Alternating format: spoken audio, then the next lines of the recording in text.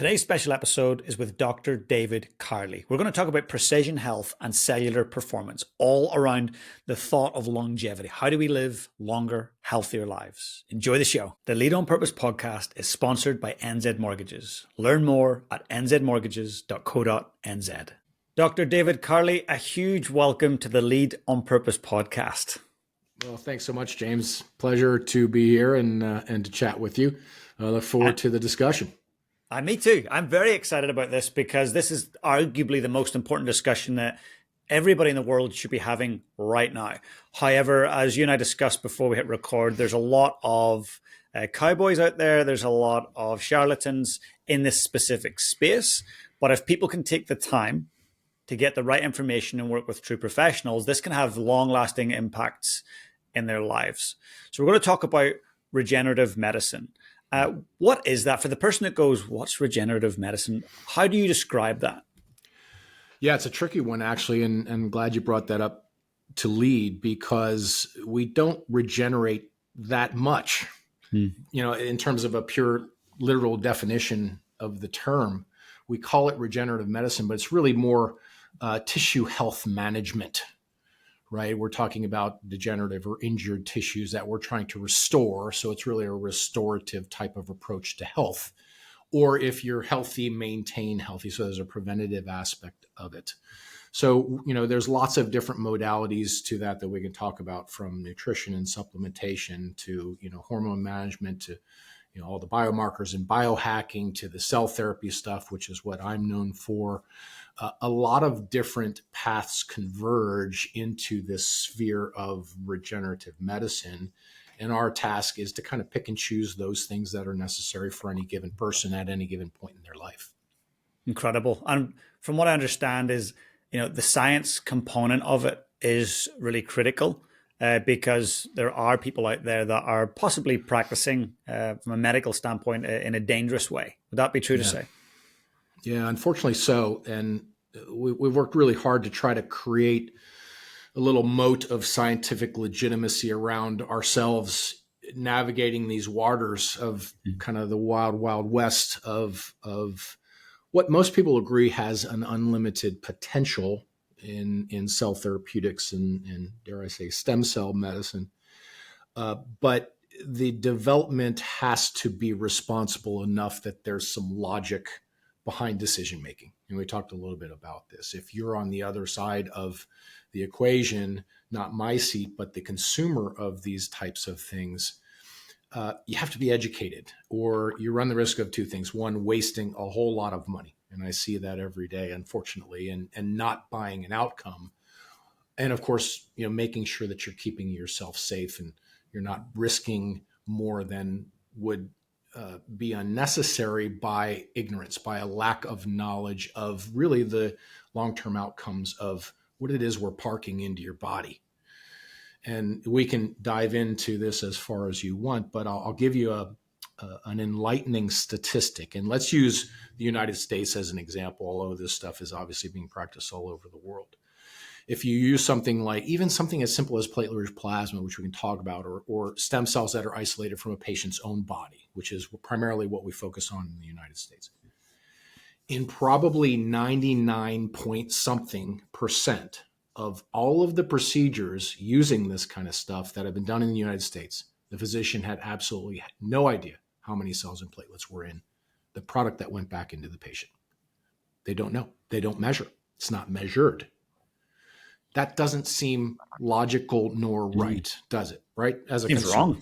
it seems wrong, correct? So 20 years ago, as I started out in this field in the very, very early days, when this was, kind of snake oil, I started out that way too. And it just felt wrong to me to not know exactly how many units of whatever it was I was putting into that person and expecting a positive therapeutic result. How could I predict it, number one? And number two, how could I ever make it better? It's like, leadership. So Peter Drucker, right? If you can't measure it, you can't make it better, right? If we use a business correlate to kind of guide some scientific principles, it's applicable. If we couldn't measure, there's no way we could understand the why. Why did it work?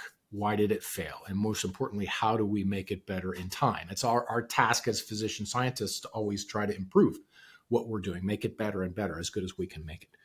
That lack of knowledge regarding a basic concept of cellular dose, how many cells was I applying, prevented us from looking at cause and effect, dose, response.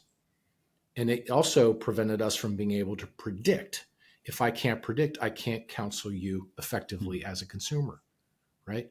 James, for your problem, we've seen 700 people with this condition. And when we make this particular biological composition, we have an 87.2% chance that you're going to feel 50% better for 3 years.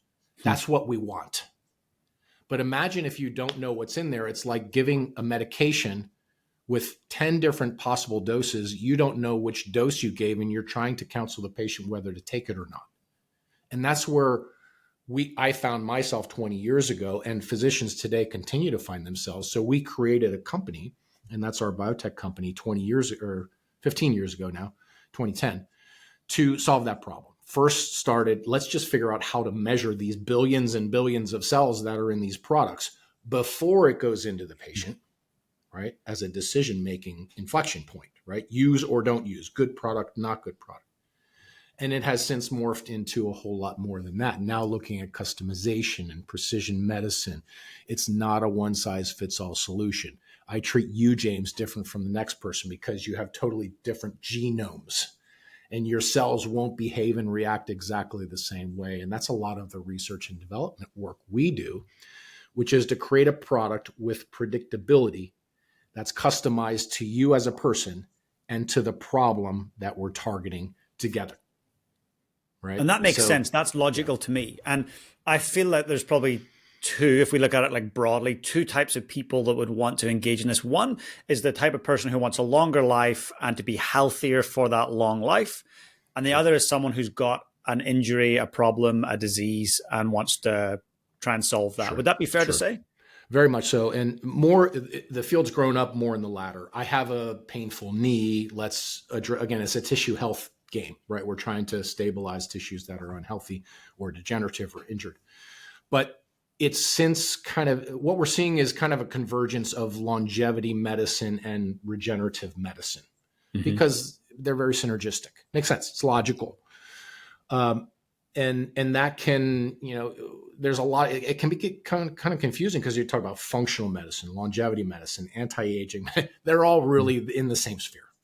And that is, how do we preserve health? What's fascinating, and I brought this up on a number of podcasts now, when we talk about longevity and some of the great scientific work that's being done to prolong our lifespan, but more importantly, our functional lifespan, our active lifespan, right? We don't want to just live longer. We want to live healthier longer.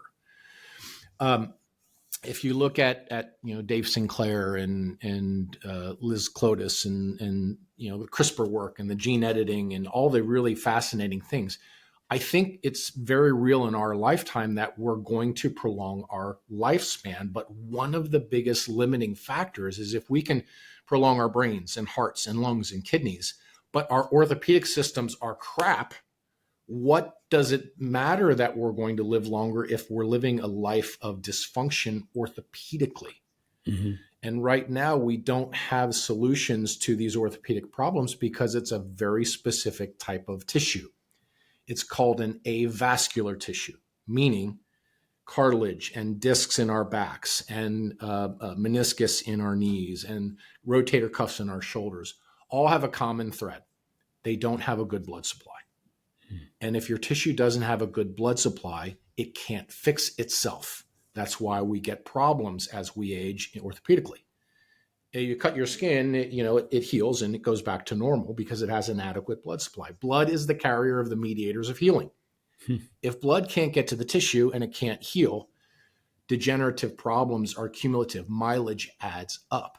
So we spend all of our days battling these tissues that are lousy healers. Well, what is a logical solution to that? Give the tissue the temporary capacity to fix itself if blood can't get there.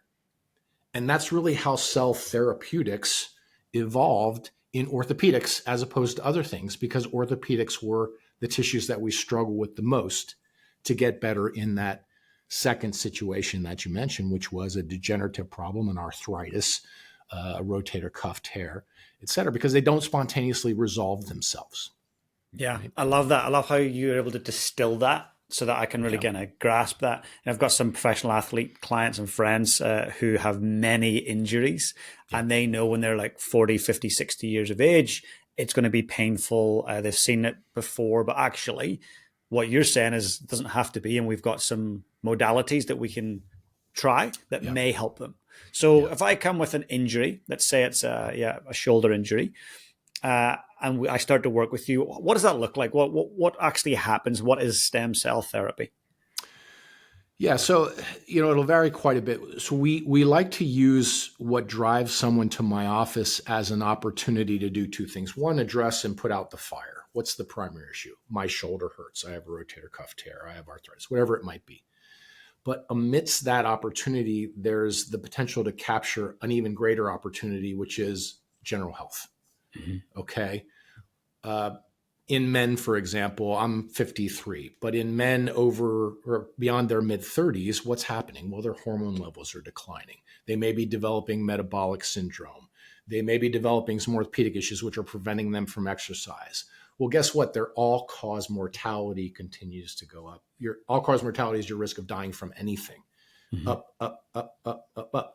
So a lot of times what we'll do is we'll use a symptom that drives someone to my office for a greater opportunity to check all their biomarkers, to check their hormones, to look at their nutrition, to look at their fitness level, to look at their levels of muscle, look at their abdominal or visceral fat, things like that, which are all correlated with risk of problems down the road, whether it's cancer or heart disease or any number of problems that we're all trying to avoid. So our focus is twofold. We'll address the problem that brought them in. It might be a focused, cell therapy injection into a partially torn rotator cuff, for example. But if the clinical picture is right and getting a good history from the patient, right, we have to actually interview them. We actually have to get to know them a little bit. It's not just, point and shoot. We will often say, hey, have you ever looked at this, or have your doctors ever taken a look at this problem, or, what do your lipids look like, or whatever. And a lot of times we can capture a better opportunity for that patient from what drew them into the office in the first place, which is usually a painful condition of some kind. I love it. I think, for me, this last couple of years have been around like self-discovery and looking at how to optimize. So I started working with someone in the States who'd worked with the Navy SEALs around kind of human performance and using biotech. And I did these blood markers. And before the results came back, I found a small lump on my left pec, went to the doctor. They said, look, it's inflamed, take antibiotic, come back if it's still there. So before I went back to the doctor, my blood markers came back.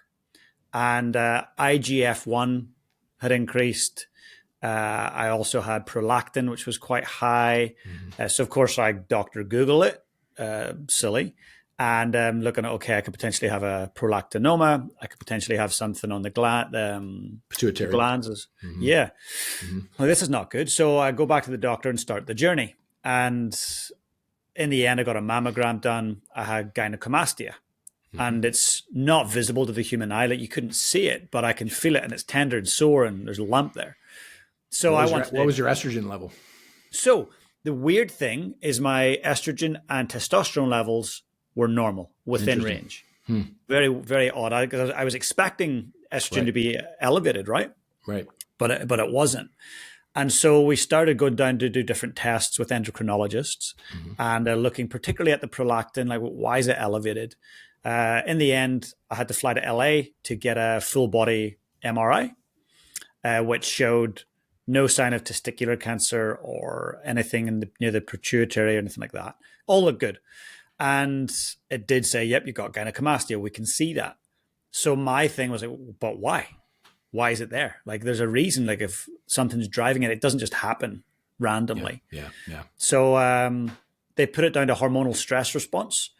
I speak on stage a lot and I love speaking and I enjoy being on stage, but they're saying, look, James, the body's gone into this kind of nervous response. It feels like it's being under attack. And that's why you've got gynecomastia on your left pec. So if I present that to you, what would you say, James? You need to think about this, consider this. Here's from my experiences. Here's some options for you to consider. Yeah, it raises an interesting conundrum that we find ourselves. And I'll use an anecdote first, and then we can address your more specific question. So sometimes people come in with the symptom, and we can't always come up with a perfect explanation as to why, diagnostically. And that could be the limits of our diagnostic technology, or it could be that we just can't find anything wrong.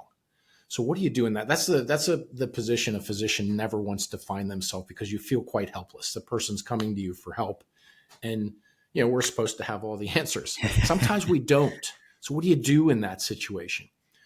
Well, one approach, and it's not a perfect approach, but it's very applicable to the story you just described, is sometimes it's just about getting control over general health. Right? For example, this would appear to be some type of strange stress response. You're under high pressure, you're on the go, you're probably crossing time zones, you're not sleeping well, maybe your nutrition's not perfect, you're not exercising because you're on the road and planes all the time, planes, trains, automobiles. So I don't know the end to your story, but sometimes what we'll do is just kind of take control over nutrition, exercise, sleep. We say stress reduction, but sometimes it's kind of hard just to say, you know what, I'm just going to do a better job managing stress. Well, life happens. You still have to go speak, and you still have to be on it. So it's not like we can just turn the switch off on those things. So sure. So we work on improving sleep quality, or maybe we add some, I don't know, melatonin or something to help, something non-pharmacologic. Anyway, the point is, sometimes the best thing to do is nothing radical, and just get a person kind of redirected onto a healthy trajectory. And not always, but sometimes the body is able just to kind of sort itself back out and right itself again. And the best thing the doctor can do is stay out of the way and let nature do what it's designed to do, and can do better than us, which is respond to positive inputs, good nutrition, good sleep, exercise, all the things that we know, and you don't need some influencer to tell you are good for you. Yet the pace of life and the pace of stress and the pace of modern life is such that those things can get so easily deprioritized. So I don't know if that answers your questions perfectly, but you found yourself in a position where your doctors couldn't clearly or easily describe what was happening to you. So one path there, and sometimes the one that I take, is, all right, let's just try to get control of health and see what nature can do with this problem. And if all goes well, you won't need me to make an educated guess as to what's wrong. We don't like making educated guesses, because if we guess wrong, guess what? You're not better. And then if that's related to a course of treatment, we run the risk of causing more problems than we solve by guessing wrong with the treatment course, especially when it comes to procedures or surgeries or whatever might be the case, right, where we find ourselves. So again, not a perfect answer to your question, but one of the things that's hardest to do as a physician is nothing at all. That can be the hardest thing for physicians to do, but sometimes it's the best thing to do. Yeah, right? I agree. And it's interesting. I feel like I have got a hold of it and I'm able to manage it. And when it flares up, it's because I'm not exercising regularly. It's because I haven't had decent sleep, or I have been traveling and the food's not been perfectly optimized. So I definitely see that there's a correlation there. And I guess if I think longer term, I've got some, knee issues. So let's say I come to you and you're a cowboy. Let's pretend you're one of these cowboys in some other place that's operating with not the same level of data and science behind them. What's the potential outcome if I go to the wrong person for stem cell therapy? What's the worst case scenario? You cause more problems than you solve, number one. So physical, meaning you have a bad outcome, an adverse reaction,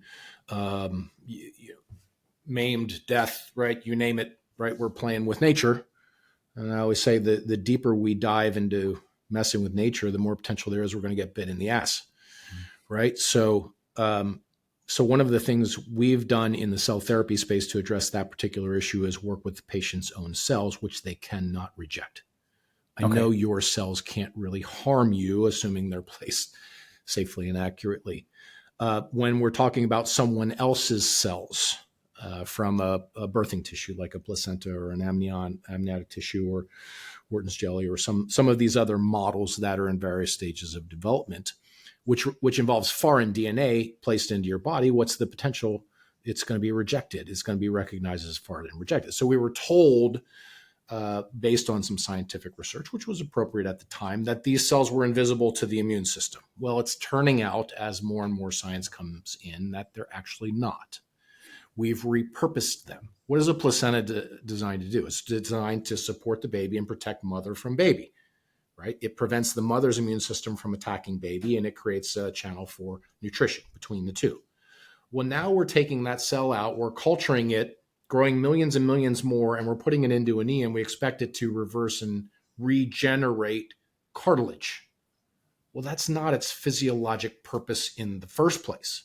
So that's a scientific stretch. Now, that doesn't mean it can't do that, but that would require, as you could appreciate, a very stringent scientific approach to determine, yes, indeed, it can actually perform that function. And that's the part that was missing. The demand, we're talking about supply and demand here. The consumer demand for solutions for cell therapies is massive. It's never been higher. People want solutions, and they're willing to pay for them. But what happened in an unscrupulous situation is there's a lot of money to be made, and they skip those necessary steps which slow down the path to that solution, and people don't like that. So they're willing to offer false truths, hype, and hope without the substantiation.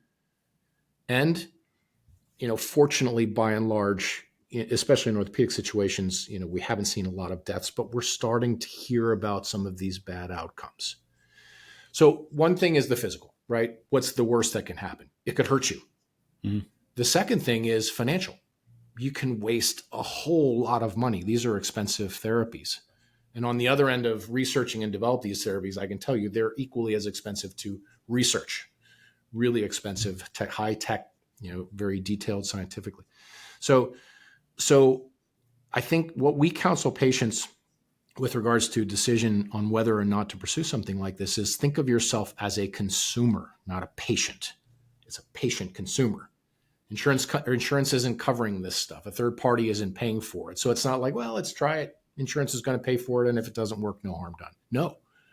What is the likelihood of a return on your investment? You are investing in your health. My job is to handicap the likelihood of success with as much specificity as I can. Sometimes it's not perfect, right? We have to kind of, you're a long shot or it's a pretty good chance. Other times we can say with high accuracy, right? With the data that we collect on every single patient that we treat. So the answer to your question, long-winded answer there, 1, physical, 2, financial. Those are the downsides. You can lose money and it can harm you. And what I'm hearing is the baby stem cells that we've heard, it's quite controversial globally, is you're saying don't jump at that. The preference actually would be to look at your own stem cells. Well, here's the fact, and this is an unpopular truth. In the United States today, okay, there's rules and regulations governed by the Food and Drug Administration, and God knows the FDA has taken its beatings here post-COVID and everything that's happened, as have physicians in general in terms of the public attitude towards them, perhaps appropriately so. But when you talk about stem cell medicine in the United States, if that cell is living, it's alive, and is being used therapeutically, and it didn't come from you, there's not a single product in the US that's licensed for routine clinical use that can be used. So if it came from someone else, there's not a single product in the US that's licensed for use. So even though this is being applied every day by physicians all over the country, it's being done so out of compliance with the Food and Drug Administration, which technically makes it illegal. Technically. Now, there's lots of loopholes and gray zones, and people are notorious for finding these little loopholes. But the simple fact of the matter is, for better or worse, in the US, if it didn't come from you, we're not supposed to use it. Legally, we can't use it. Now, is the FDA enforcing against all of these? Unfortunately, no, they're not. They've got lots of problems to deal with, and they simply don't have the capability to get to all of it. We're starting to see some enforcement against the more egregious players out there with untitled letters and cease and desist letters. And But until someone goes to jail, there's no deterrent. Hmm. Now, who goes to jail? Is it the industry that provided the product that was illegal, or is it the physician who put it into the patient? So Hmm. what we counsel our peers is to say, look, if you want to play with fire and you have an adverse outcome, you have a patient that doesn't do well, even though your intentions may have been good, you have no leg to stand on from a liability standpoint. Nothing. You're going down. Yeah, And it it's makes preventable, sense. right? If you just play by the rules. And look, would it be cool to have some miraculous baby cell in a bottle be the panacea solution to everything? Of course, but we are not there today. There's not a single study in publication that matches patients. One gets baby cells, one gets the person's own, and goes head to head to see which one is better. Not one study that of any scientific credibility. So again, I'm not here to bash the whole cells in a bottle theory. We may find ourselves there one day. We're just not there today. So my job is, first, do no harm, keep you safe, and two, apply the type of stem cell that has the most data behind it to support a positive return on your investment. And right now that's using your own. And let's talk about our own. So, is there any advantage to taking stem cells out when you're younger, in your, say in your 20s or 30s, that you might not need until your 50s or 60s? Is there anything positive to that? On paper, yes, 100%. In actual clinical application, we don't know yet because we're not using a lot of those younger cells that were harvested 20 years ago because we weren't doing it then, right? So someone who saves their younger cells might have done it within the last couple of years. Well, to really apply that theory, you'd have to use those young cells maybe 20, 30 years later and then see if they're better than using their 20 or 30-year-old older cells at that point. You have to do, again, it's just logic, John, James. I mean,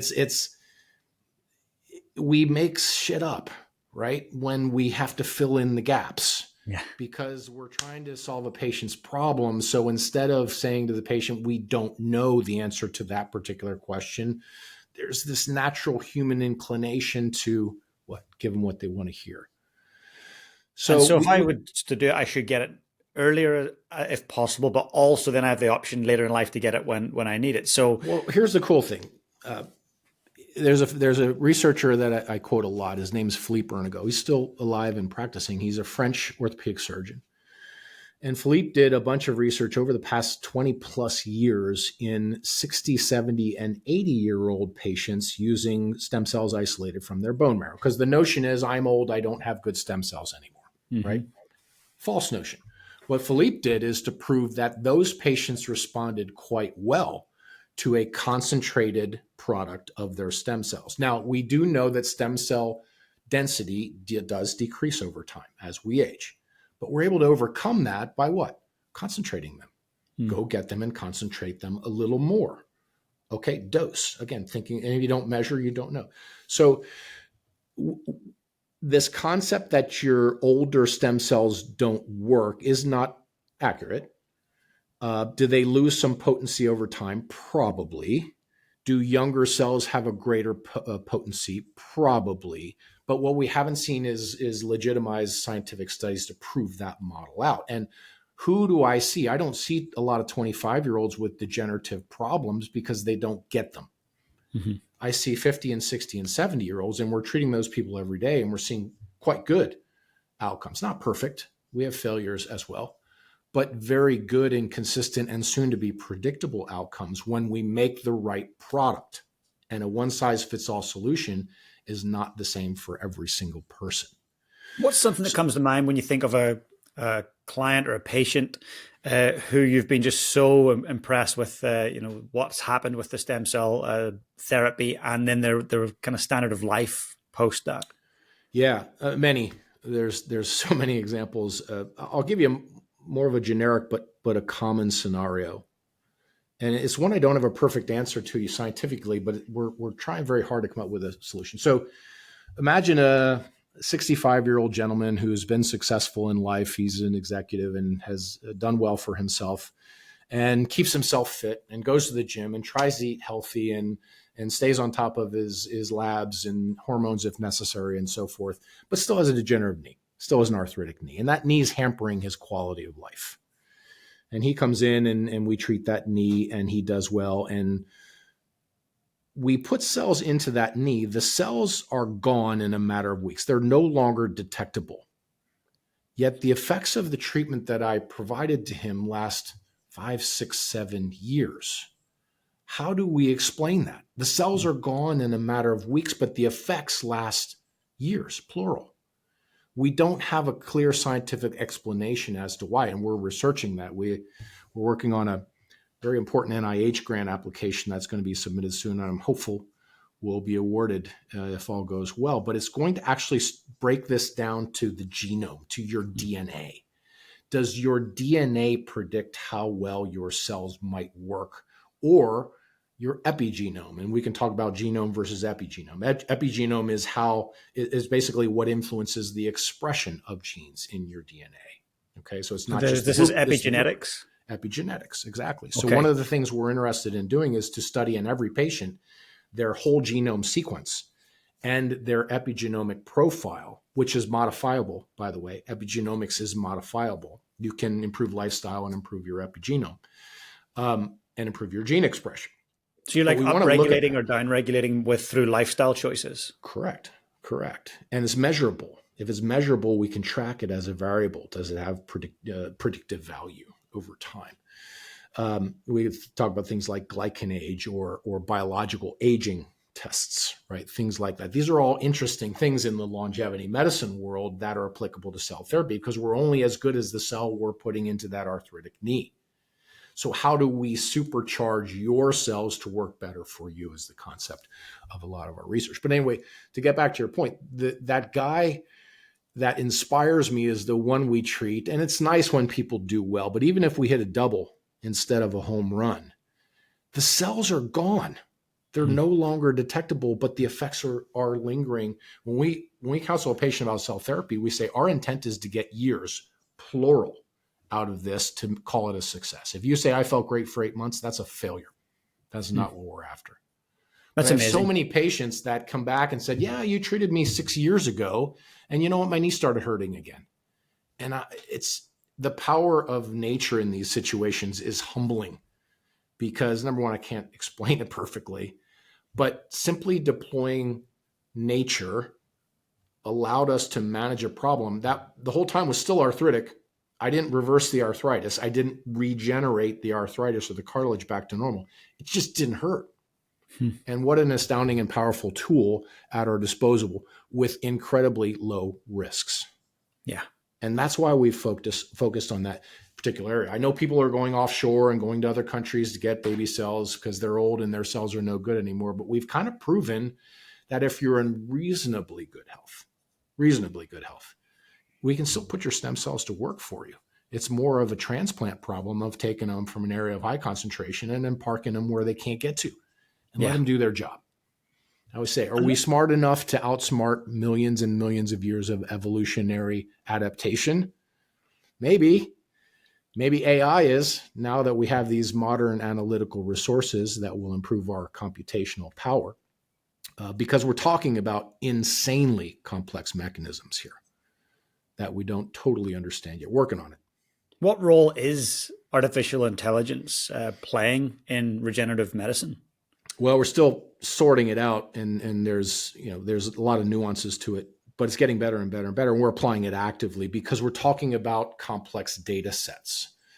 So, for example, our company, one of the things that we've done to solve that foundational problem we said at the beginning of not knowing how many cells were in these products is to measure all of them.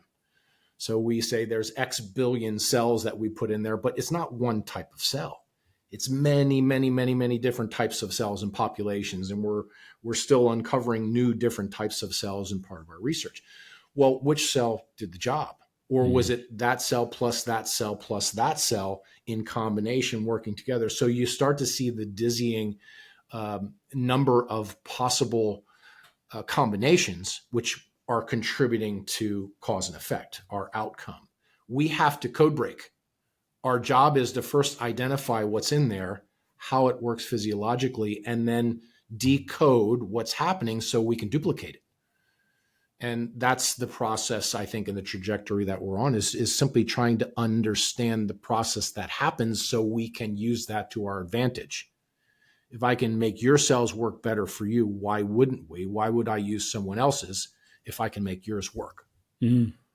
And see, with So this process, do you ever get any ethical pushback? Anybody that's kind of like, hey, that we shouldn't be messing with stem cells? Have you had any of that kind of negative flack? well, stem cell is a tricky term, and the FDA dissuades us from using that term because it's very general. Okay, the better term that we've kind of fallen on is progenitor cells, which is many types of cells. Progenitor cells can become other types of cells, like a stem cell, but they have other functions. They're a little more mature than a true stem cell, which literally can become any cell in your entire body. That's an embryonic cell, for example. That has a lot of ethical issues because it's a fetus, basically, right? So we can't do that ethically. We're not allowed to research fetal cells for good reason, right? Because it's a human being. Yeah. Amnion, placenta, those aren't fetal cells. So the research and so forth, it's basically medical waste post-delivery Right. that someone has found a repurpose for. But I don't get a lot of pushback because we've gone to such extremes to try to create scientific legitimacy around this that so far, knock on wood, people have felt our mission is a good one and our path is a good one, and it's not fraught with a lot of ethical concern. Hopefully we can stay in that trajectory. But we also have to not only stay in the straight and narrow in that regard ethically, but also be innovative. Yeah. So we can't be so conservative that we're not innovating. So it's this very much a balance between pushing the limits of science, but also keeping people safe and giving people a fair shake when it comes to actual application of this type of technology. Beautifully put. And I'd like to talk about this idea of being reasonably healthy. So when we get to 50, 60, 70, we want to maybe use our own stem cell, but we have to be in reasonable shape. The reason I ask that is, one, you look incredible shape. I know that you're in your early 50s and you clearly look after yourself. On the other side of it, I see some people just pill popping. So an example that comes to mind is Dave Asprey. And Dave's amazing in a lot of things that he does and very innovative. However, some people pick up on the fact that he takes 80 supplement tablets in the morning and 110 at night, and he has them all bagged out. And so some people are going down the track of, I don't really need to eat food. I can just get all my stuff from there. So how do we have the balance of getting the supplements we need, being reasonably healthy? What are the best modalities to do that, in your opinion? Yeah, we can do a whole podcast on that one for many hours. And Dave's been an innovative guy. He actually, my wife, who is involved in supplement development with a separate company, has done just a very early interaction with Dave, and he's done some good things. But it's ironic. I posted this morning on Instagram a handful of supplements, and the post was, how many supplements are too many? Right. Literally, with not knowing you were going to ask me that question. That was my post on Instagram this morning. And I showed the supplements I take in the morning. And I said, what's too much? But it gets down to kind of the foundation of what should supplements do? And this has been called into question of late as supplements have gotten a little more sophisticated. There hadn't been a lot of innovation in the supplement space for many years. And we're starting to see more in the longevity space, especially. But by definition, supplements are enhancers of our general nutrition. Mm-hmm. What we're not getting from our general nutrition can be supplemented to improve our optimal health. Now, that's different from, I'm going to look at your human genome and prescribe supplements that just show a deficiency based on your genome. That's treating malnutrition. Mm-hmm. That's not the goal of supplementation. That's important, but supplementation is to augment a sub-perfect diet. How many of us have a perfect diet? I don't. None. And it's been called into question. The nutritional content of our food is decreasing over time. So even if you're eating clean, it doesn't mean you're optimizing your cellular health. Supplements fill that gap. Now, are you a supplement person? Is that your thing? You hate taking pills, right? So there's a lot to it. I'm a believer in supplements. I take a lot of supplements myself. I don't get carried away, but I take a lot of different things because I believe it's probably logical to run that stuff through your system day in and day out. And I have to believe, even though I can't prove in a clear research project that I'm right, it has merit from a scientific foundational basis. Okay, now the supplement has to be high quality. It has to be independent third party tested. It has to be highly bioavailable, meaning you actually absorb it. So we only work with manufacturers that kind of check those boxes. If you don't know the manufacturer or haven't been able to do diligence, we don't know how high quality the supplement is. So, some patients come in on 20, 30 different supplements. I think there are 5 foundational supplements that can help most adult men. Let's use men as an example. It's applicable to women too, but a lot of my work is in men's health. 5 universal supplements that can help most men supplement their nutrition. Fish oil is one, moderate to high dose. Vitamin D and K combination. Almost every single patient, James, that I've ever tested is low in vitamin D. Why? Almost every one, until we supplement. So there's lots of theories behind that. So vitamin D and K2. Methylated B complex, higher dose, that helps with cardiac risk, reduction of cardiac risk, and something called homocysteine, okay, which is a biomarker in your blood that if elevated is correlated with heart disease. So that has to do with lack of B vitamin nutrition. So fish oil, vitamin D and K, methylated B complex, a good multi, and a good probiotic. 5. Is 5 a reasonable number of supplements for most people to take? I think so. That's cost effective.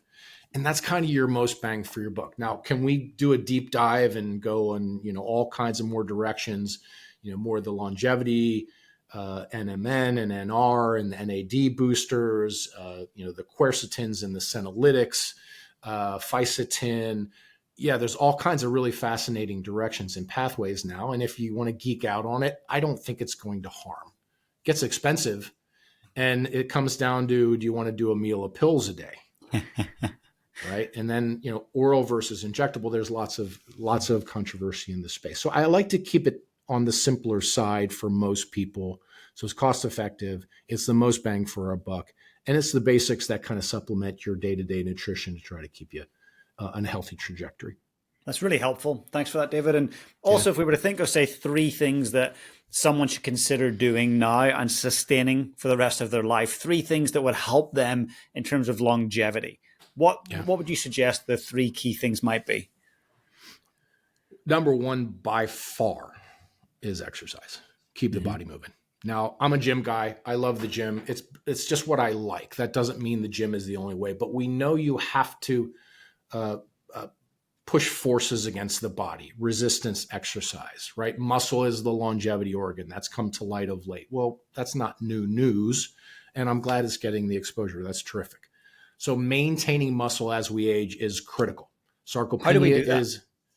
Sarcopenia is kind of a programmed muscle loss that's part hormonal, part genetic with aging. We have to battle that, and it gets harder as you go. One way is maintaining an optimal and healthy hormonal axis, your hormone levels in your blood, which naturally decline. That doesn't mean we always have to fix it, but if you're dropping low and you're starting to get symptomatic, your body is not just going to spontaneously start to make it. Menopause in women is an estrogen reduction because the ovaries stop making it. It's a function of aging. In the men, the testicle stops making testosterone. It's not just going to spontaneously resolve once you hit a certain point and certain age. Now, again, you don't need to always fix it. But if a guy's low and he's symptomatic, fixing that often is the catalyst for him to change his body. Because usually he's coming in, he's tired, he has no motivation in the gym. He's going to the gym and trying, but his body is not responding. He's exhausted. He can't concentrate. He can't have sex, on and on and on and on and on. That's a pretty bleak life to be leading. And something as simple as a healthy and responsible correction of testosterone, which for some ungodly reason is still controversial, despite the data being, I don't know, the data is quite clear that if done correctly and it's tracked and monitored and health screens are done, that it does not increase your risks of prostate or colon cancer. In fact, there's risk reduction by and large across the board, right? Who doesn't get cancer? Young, healthy men with normal testosterone levels.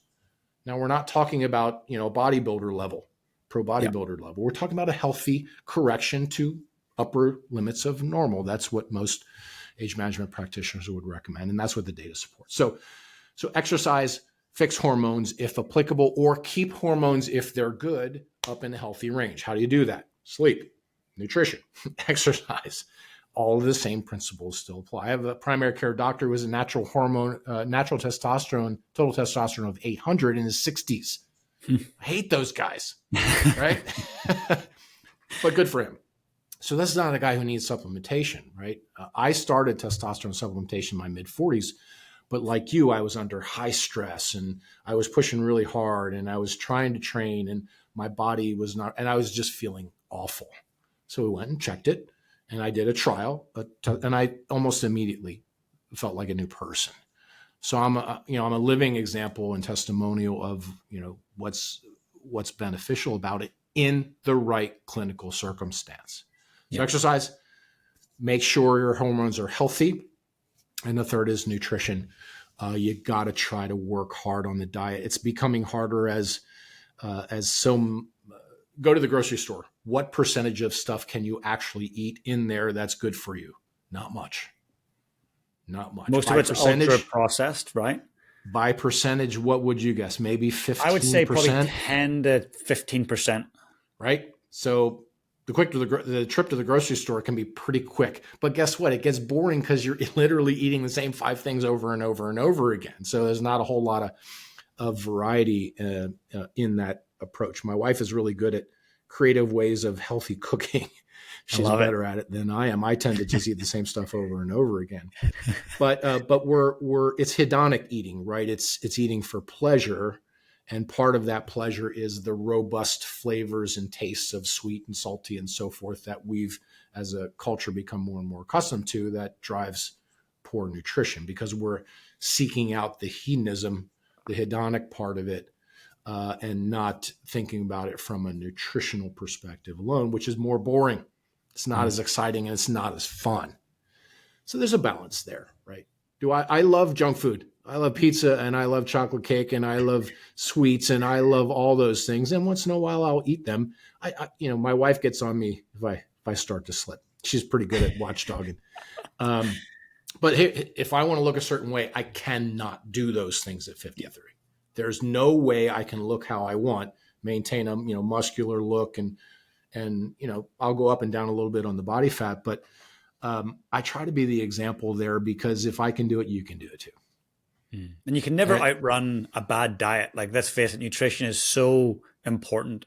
And I guess on the exercise side, I know people are maybe going to be thinking this as they're listening. So weight resistance versus cardio, what's more important?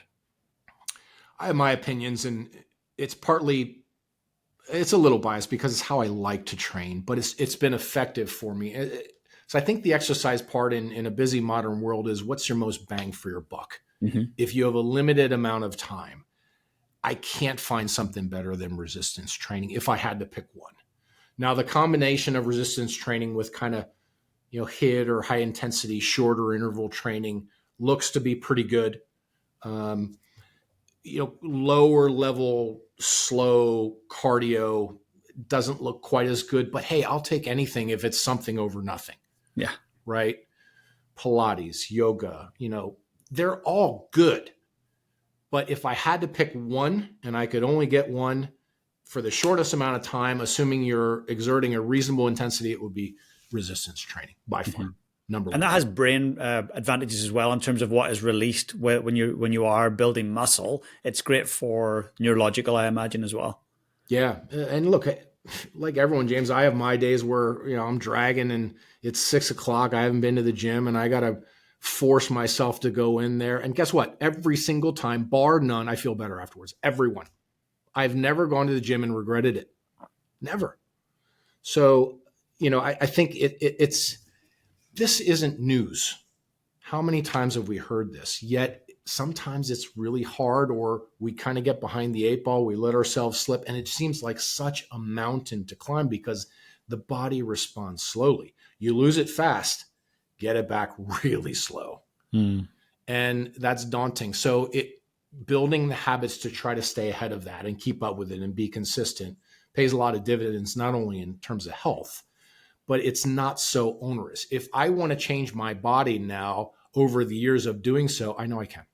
Yeah. Now it's not easy and I got to put the same amount of work in, but I know I can do it. And it's that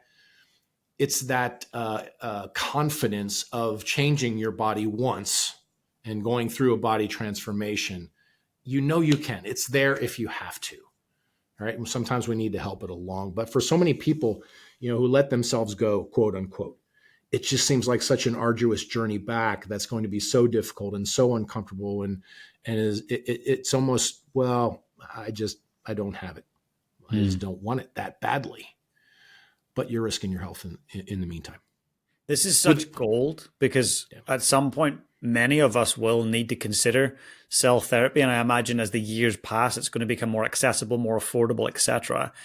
For those that maybe currently can't do that. So what I'm hearing, though, is keep yourself healthy on the journey. Don't just rely on cell therapy at 75 to help your dodgy knees and hips. Keep your body strong and functional. Yeah.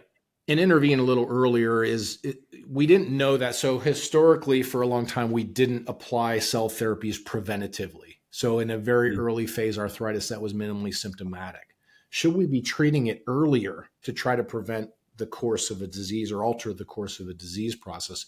We still don't know perfectly. The more I do this, the more it does seem to make sense that intervening a little earlier probably is the better way to go, but I don't have definitive or objective proof of that. It's just a gut, educated scientific guess. Getting control of your health earlier. We talk about the population of people that listen to this podcast. A lot of them are, driven, hardworking people who are super ambitious and want to do something great in life. Well, if you sacrifice your health along the way, guess what? It is way harder to get it back down the road.